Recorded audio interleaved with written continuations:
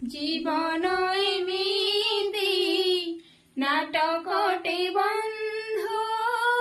লেখি পঢ়ি বুঝি পারিলে হেলা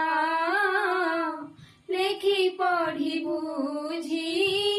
পারিলে হেলা দিদিন পাই দুনিয়া মঞ্চরে অভিনয় চালে সকাল সঞ্জরে অভিনয় সরি গলে কথা সরিলা